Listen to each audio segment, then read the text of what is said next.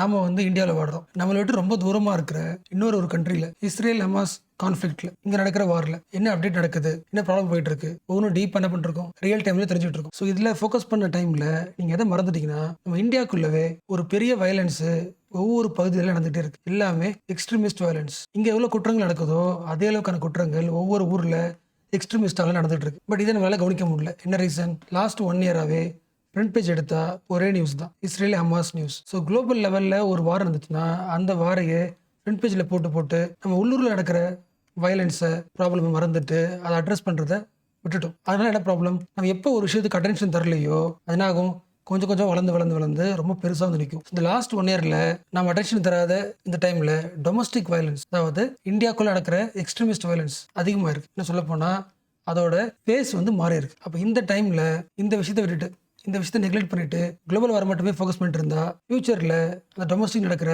Extremist violence என்ன மாதிரி வார வந்து உருவாக்குவாங்க அப்படின்னு அன்பிரடிக்டபிலிட்டி அதிகமாகிடும். இதை விட்டுறக்கூடாது. இதை வந்து நான் சொல்லல, யார் சொல்றாங்கன்னா ரேண்ட் கார்பரேஷன் அவங்க வந்து ஒரு ஸ்டடி பண்ணிருக்காங்க. ஸோ ரேண்ட் கார்பரேஷன் என்ன சொல்றாங்கன்னு தெரிஞ்சுக்கிறதுக்கு முன்னாடி, இந்தியாக்குள்ள ஒரு வயலன்ஸ் நடக்குதுல்ல, அந்த வயலன்ஸை யார் பண்றா? ஜென்ரலா 2 ஆங்கிள் பிரிச்சிடலாம். 2 வகையான குரூப் வந்து இந்தியாக்குள்ள ஒரு எக்ஸ்ட்ரீமிசத்தை டெவலப் பண்ணிட்டே இருக்கு. அதாவது வயலன்ஸை ஸ்ப்ரெட் பண்ணிட்டே இருக்கு. தன்னோட எய்ம் அச்சீவ் பண்றதுக்கு கன்ஸை யூஸ் பண்றாங்க, ஆர்ம்ஸ் யூஸ் பண்றாங்க.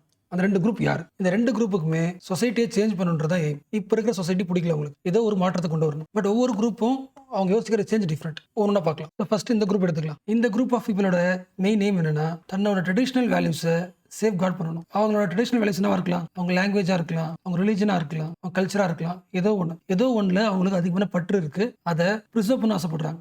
யாருக்கிட்ட இருந்து? எல்லாருக்குமே தெரியும், ஒரு ஊர்ல வாடுறோம்னா நாம ஒரு ரிலீஜன்னா அந்த ஊர் முழுக்க ஒரே ரிலீஜன் இருக்காது, மற்ற ரிலீஜன் இருப்பாங்க. என்ன நினைக்கிறேன்? இந்த ஊர்ல என் ரிலீஜன் மட்டும் தான் இருக்கணும், இந்த ஊரோட ரிலீஜன் என் ரிலீஜன் தான். அப்ப இதை என்ன பண்ண போறேன்? சேஃப் கார்ட் பண்ண போறேன். ஏன்னா மற்ற ரிலீஜன்லாம் அதிகமாயிட்டு இருந்துச்சுன்னா என் ரிலீஜன் வேல்யூ ஆயிடும், குறைஞ்சு போயிடும். அப்போ இதை நான் என்ன பண்ணணும்? சேஃப் கார்ட் பண்ணணும். எப்படி சேஃப் கார்ட் பண்றது? இவங்களை நம்ம நாட்டை விட்டு வெளியே அனுப்பணும், நம்ம ஊரை விட்டு வெளியே அனுப்பணும். எப்படி அனுப்பலாம்?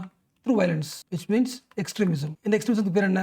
Right wing extremism. என்னோட மொழிக்காகவோ மதத்துக்காகவோ என்னோட பகுதிக்காகவோ நீங்க எக்ஸ்ட்ரீமிசம் ஃபாலோ பண்றீங்கன்னா right wing extremism. For example, உங்க ஊருக்குள்ள வேற ஒரு ஊருக்காரன் வந்து வேலை செய்யறான், உங்களுக்கு பிடிக்குமா? பிடிக்காது. இதான் யூரோப்போட பாலிடிக்ஸ். அதாவது இமிகிரன்ட் சொல்றவங்க யாரு? அவுட் சைடர்ஸ். அவங்க நாட்டுக்குள்ள வந்தாங்கன்னா நம்ம நாட்டோட எக்கனாமி, சொசைட்டி எல்லாமே ஸ்பாயில் ஆயிடும். ஸோ அவங்க வெளியே அனுப்பிடலாம். இப்போ தன்னோட ஐடென்டிட்டி முக்கியம். இதை வந்து ஐடென்டிட்டி பாலிடிக்ஸ் சொல்லுவாங்க. இந்த ஐடென்டிட்டி பாலிடிக்ஸ்க்காக நீங்க வயலன்ஸ்ல இறங்கி அவங்க வெளியே அனுப்புறீங்கன்னா you are right wing extremist. இது யூரோப் எக்ஸாம்பிள். இந்தியா வச்சுக்கலாம். இந்தியாவில் யார் மெஜாரிட்டி? Hindus majority. அப்போ ஹிந்துன்ற பேஸ் பண்ணி ஒரு இந்தியா உருவாக்கலாம், நேஷனலிசம் உருவாக்கலாம். அந்த இந்தியாவுக்கு ஒரு ரிலிஜன் மட்டும்தான், ஹிந்து ரிலிஜன் மட்டும்தான், ஹிந்து கல்ச்சர் மட்டும்தான். இப்படி ஒரு நாட்டை உருவாக்கணும், ப்ரிசர்வ் பண்ணணும், இம்ப்ரூவ் பண்ணணும். இப்போ அப்படி கிடையாது. அதுக்கு டிஸ்டர்பன்ஸ் ஆகிறது யாரு? மற்ற ரிலீஜன். யாரு? முஸ்லீம். இவங்க வந்து மைனாரிட்டிஸ். இவங்க என்ன பண்ணிடணும்? நாட்டை விட்டு வெளியே அனுப்பணும். அதுக்கு வயலன்ஸ் யூஸ் பண்ணணும். அப்போ அவங்களோட ஐடென்டிட்டிக்காக, அவங்க கல்ச்சருக்காக, அவங்க வேல்யூஸ்க்காக வயலன்ஸ் இறங்குறாங்கன்னா they are right wing extremist. இன்னொரு குரூப், இவங்களுக்கும் இப்போ இருக்கிற சொசைட்டி பிடிக்கல, தப்பா இருக்கு. எப்படி இருக்கு? சொசைட்டியே பார்க்க அன்ஃபேரா இருக்கு. அதாவது எங்க ஊர்ல பணக்காரன் தான் ஹாப்பியா இருக்கான், பட் நிறைய பேர் பூரா இருக்காங்க, பாவர்ட்டில கஷ்டப்படுறாங்க. அப்போ இந்த சிஸ்டம் வந்து ஏழைகளுக்கு சாதகமா இல்லை. இப்போ இந்த ஃபுல் சிஸ்டத்தையும் மாற்றிட்டு புதுசாக ஒரு நியூ சிஸ்டத்தை உருவாக்கணும். ஸோ பாவர்ட்டி, இன்இக்வாலிட்டி, அப்ரேஷன் இது எல்லாத்தையும் சரி பண்ணணும்னா ஒரு நியூ சிஸ்டத்தை உருவாக்கணும். அப்போ இந்த நியூ சிஸ்டத்தை உருவாக்குறதுக்கு அப்போ இருக்கிறது யாரு? கவர்மெண்ட். ரெண்டாவது கார்பரேட், கம்பெனிக்காரங்க. இவங்க 2 பேரையும் நம்ம என்ன பண்ணணும்? விரட்டி அடிக்கணும் த்ரூ வயலன்ஸ். வயலன்ஸ்னாலே எக்ஸ்ட்ரீமிசம். இது என்ன extremism? Left wing extremism. So இப்போ இருக்கிற சொசைட்டியில் இன்இக்வாலிட்டி இருக்கு, அதை சரி பண்ணணும். அதை சரி பண்ணுறதுக்கு தரங்களா இருக்கிற கவர்மெண்ட்டையும் கார்பரேட்டையும் வயலன்ஸை காமிச்சு சேஞ்ச் பண்ண ட்ரை பண்ணணும். அப்படி யோசிக்கிறவங்க எக்ஸ்ட்ரீமிசம், லெஃப்ட் விங் எக்ஸ்ட்ரீமிஸ்ட். இப்போ சொல்லுங்க, இந்த 2 குரூப்புக்கும் காமன் என்னது? சேஞ்சை கொண்டு வரணும். அதாவது இப்போ இருக்கிற சொசைட்டியில் ஒரு ப்ராப்ளம் இருக்கு, பட் ப்ராப்ளம் டிஃப்ரெண்டாக இருக்கலாம். சில பேருக்கு என்னது? தன்னோட ஐடென்டிட்டி என்னாகுது? லாஸ் ஆகுது. இன்னொருத்தவங்களுக்கு பாவர்ட்டி அதிகமாகுது. காரணம் ஒன்று டிஃப்ரெண்டா இருக்கு. 2 பேருமே இதை சரி பண்றதுக்கு எடுத்துக்கிற வழி என்னது? ஆர்ம்ஸா, வயலன்ஸா. அதனால இவங்க பேர் என்னது? எக்ஸ்ட்ரீமிஸ்ட். ஆக்சுவலா இதை அனலைஸ் பண்ணும்போது சில பேருக்கு லெஃப்ட் விங் எக்ஸ்ட்ரீமிசம் பிடிக்கும், சில பேருக்கு ரைட் விங் எக்ஸ்ட்ரீமிசம் பிடிக்கும். ஆக்சுவலா பார்த்தோன்னா 2 எக்ஸ்ட்ரீமிசமும் தப்பு தான். இது தப்புன்னு யோசிக்கிறதுக்கு ஜஸ்ட் ஒரு இமேஜின் பண்ணுங்களேன். நீங்க ஒரு வில்லேஜ்ல வாடுறீங்க, ஒரு குரூப் என்ன பண்ணுதுன்னா தனக்கு பிடிக்காத மக்களை வயலன்ஸ் வழியா ஊரை விட்டு வெளியே அனுப்புது. அவங்க வீட்டை இடிக்குது, வீட்டை கொளுத்தி தன்னோட ரீஜனை விட்டு வெளியே அனுப்புது. நீங்க இந்த ஊர்ல வந்துட்டு இருக்கீங்க, இதை பாக்குறீங்க. இன்னொரு குரூப் என்ன பண்ணுதுன்னா உங்க ஊர்ல இருக்கிற கவர்மெண்ட் ஆஃபீஸ் இருக்குல்ல, அதை கொளுத்தி நீங்க தான் இன்இக்வாலிட்டி காரணம், நீங்க இதையும் பாக்குறீங்க. 2 பேரும் என்ன பண்றாங்கன்னா சில பேர் வீட்டை கொளுத்துறாங்க, ஒருத்தன் கவர்மெண்ட் ஆஃபீஸை கொளுத்துறாங்க. இந்த கலவரத்துக்கு நடுவில் உங்களால பீஸ்ஃபுல்லா வாழ முடியுமா? வாழ முடியாது. எக்ஸ்ட்ரீமிசம் இன்னசென்ட் பீப்புளோட லைஃபை, பீஸ்ஃபுல்னஸை குறைச்சிரும். அதனால இது எல்லாமே தப்பு. ஸோ எந்த ஐடியாலஜியாக இருந்தாலும் ஒரு சென்ட்ரல் கோர் யாராக இருக்கணும், ஹியூமன் பீயிங்கோட ஹாப்பினஸ் இருக்கணும். ஹியூமனிசம் தான் சென்ட்ரல் இருக்கணும். அப்போ ஒரு ஹியூமனிசத்தோட ஹாப்பினஸ், பீஸ்ஃபுல்லு, அது குறைக்கிற எல்லா ஐடியாலஜியுமே, எல்லா எக்ஸ்ட்ரீமிஸ்ட் ஐடியாலஜியுமே தவறானது. So right wing extremism plus left wing extremism, இந்த ரெண்டு எக்ஸ்ட்ரீமிசம் பற்றி தான் இந்த ரேண்ட் கார்பரேஷன் ஸ்டடி அனலைஸ் பண்ணி ஒரு டேட்டாவை, ஒரு ரிப்போர்ட்டை பப்ளிஷ் பண்ணியிருக்கு. இவங்க சொன்ன ஃபர்ஸ்ட் முக்கியமான பாயிண்ட் என்னன்னா, இந்த எக்ஸ்ட்ரீமிசம் உலகம் முழுக்கவே இருக்கு. எந்த அளவுக்கு குளோபல் முழுக்க இருக்கோ அது சேம் டைம் ஒவ்வொரு கண்ட்ரிக்குள்ளேயும் ஸ்ட்ராங் ஆகிட்டே இருக்கு. அப்போ நீங்க எந்த அளவுக்கு குளோபல் எக்ஸ்ட்ரீமிசத்தை வாட்ச் பண்றீங்களோ அட் சேம் டைம் லோக்கல் எக்ஸ்ட்ரீமிசத்தையும் வாட்ச் பண்ணணும். அது எந்த மாதிரி டெவலப் ஆகிட்டு இருக்கு நீங்க இப்பயே வந்து ஃபோக்கஸ் பண்ணாதான் ஃபியூச்சர்ல அது பெரிய ப்ராப்ளமாக உருவாகாது.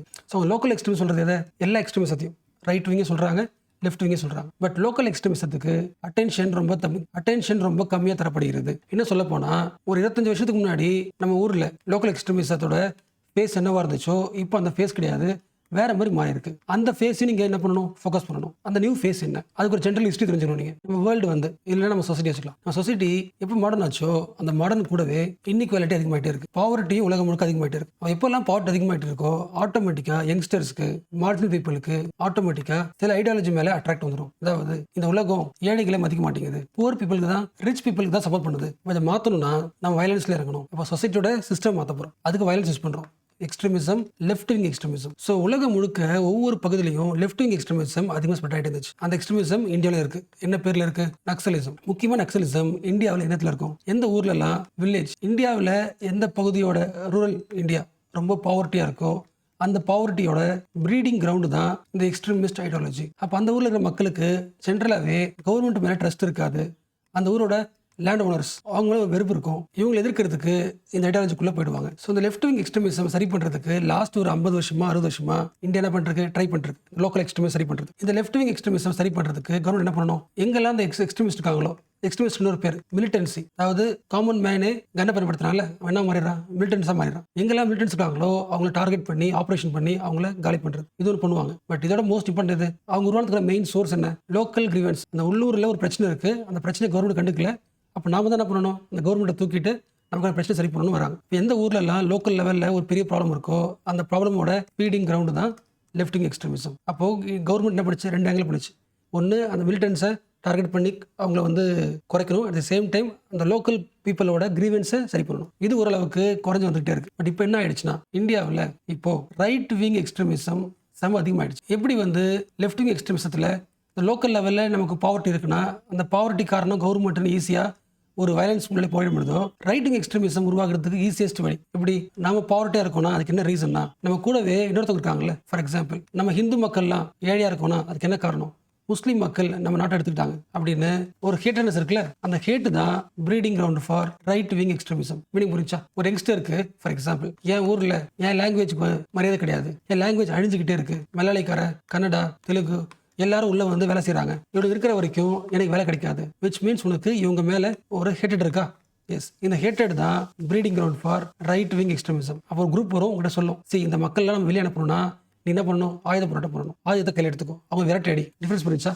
எஸ், எப்படி லெஃப்ட் விங் எக்ஸ்ட்ரீமிசத்துக்கு ப்ரீடிங் கிரவுண்ட் பாவர்ட்டியோ, ரைட் விங் எக்ஸ்ட்ரீமிசத்துக்கு ப்ரீடிங் கிரவுண்ட் வந்து ஹேட்டட்னஸ். இந்த ஹேட்டை பரப்புறதுக்கு ஈஸியாக எது ஒர்க் ஆகுதுன்னா சோஷியல் மீடியா பயங்கரமான ஒரு ஹெல்ப்பாக இருக்கும். ரொம்ப சிம்பிளா குரூடா சொல்லணும்னா எந்த விஷயம், எந்த கிரைசிஸ் வந்தாலும் அந்த கிரைசிஸை அந்த பகுதியோட மைனாரிட்டி மக்கள் மேலே போடுறது. ஃபார் எக்ஸாம்பிள் COVID-19 வந்துச்சுல, அதுக்கு மெயின் காரணம் யாரு, இந்த மக்கள் தான் காரணமே. இவங்களோட பிஹேவியர் சரியில்லை, இவங்களால தான் நம்ம என்ன பண்றோம், இறந்து போயிட்டு இருக்கோம் அப்படின்னு மிஸ்இன்ஃபர்மேஷன் ஈஸியாக பரப்ப முடியும். அகைன் சோஷியல் மீடியாவில் அன்எம்ப்ளாய்மெண்ட் அதிகமாக இருக்கு யங்ஸ்டர்ஸ்க்கு அப்படின்னு டேட்டா பேசும்போது ஒரு குரூப் என்ன பண்ணுவாங்க, இந்த அன்எம்ப்ளாய்மெண்ட் காரணமே யாரு, முக்காவாசி வேலையை வடக்கன்ஸ் எடுத்துக்கிட்டாங்க, இமிகிரண்ட்ஸ் எடுத்துக்கிட்டாங்க, இல்லைனா மைனாரிட்டிஸ் எடுத்துக்கிட்டாங்க. அன்எம்ப்ளாய்மெண்ட்டுக்கு மெயின் காரணமே இவங்க நம்ம வேலை எடுத்துக்கிட்டனால தான், இல்லை மைனாரிட்டிஸ் முஸ்லீம் பீப்புள் நம்ம வேலை எடுத்துக்கிறதால தான் நம்ம வேலை கிடைக்க மாட்டேங்குது அப்படின்னு அன்எம்ப்ளாய்மெண்ட்டோட ஃபோக்கஸை டைவர்ட் பண்ணுவாங்க. ஸோ இந்த மிஸ்இன்ஃபர்மேஷன் என்ன மாறுது, ஹேட் ஸ்பீச்சாக ஃபார்ம் ஆகும். இன்னொரு மக்களை எதிர்த்து பேசுவோம். அந்த ஹேட் ஸ்பீச் தான் ஃபியூச்சரில் ஹேட் வயலன்ஸாக மாறும். அந்த வயலன்ஸோட எக்ஸ்ட்ரீமிசம் தான் ரைட் விங் எக்ஸ்ட்ரீமிசம். ஏன் ரைட் விங்க, இன்னொருத்தவங்க ஐடென்டிட்டி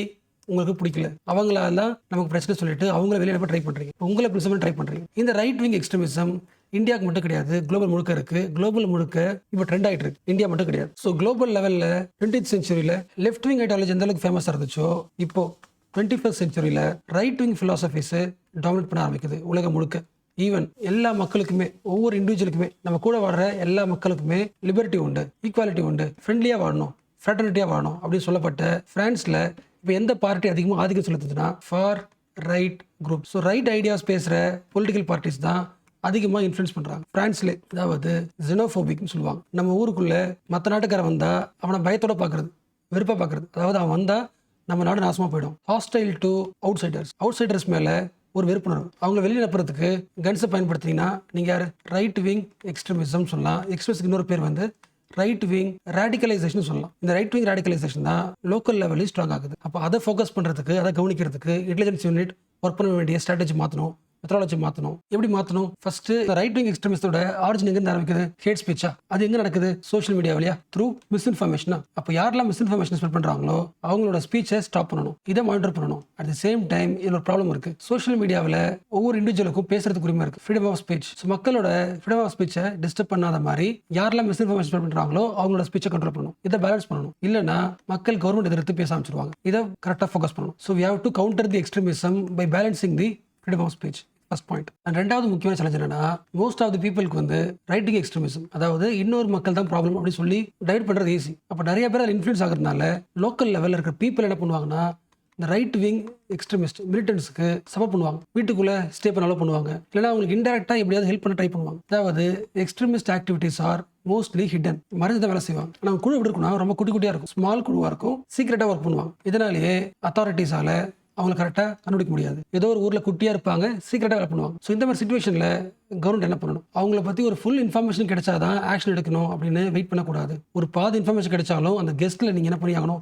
போய் ஆக்டிவாக ஒர்க் பண்ணணும். So bro active approach is very much needed அப்படின்னு அந்த ஆர்டிக்கலில் சொல்கிறாங்க. அதாவது அந்த குட்டி பீப்புள் இருக்காங்களே, ஸ்மால் எக்ஸ்ட்ரீமிஸ்ட் குரூப், அவங்க நினைச்சா அந்த வில்லேஜுக்குள்ள கவர்மெண்ட் போட்ட ரோடை டிஸ்ட்ராய் பண்ண முடியும், கவர்மெண்ட் ஆஃபீஸை கொளுத்த முடியும், அந்த வில்லேஜுக்குள்ளே இருக்கிற மைனாரிட்டிஸை அடிக்க முடியும், கொலை பண்ணவும் சான்ஸ் இருக்குது.